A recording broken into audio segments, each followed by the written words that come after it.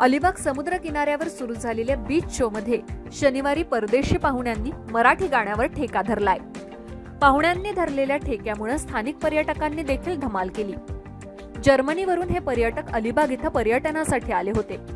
Beach show ही पर्यटकांसाठी सुरू केलेली संकल्पना खूपच आवडल्याचं सांगितलं आणि आनंद व्यक्त केला।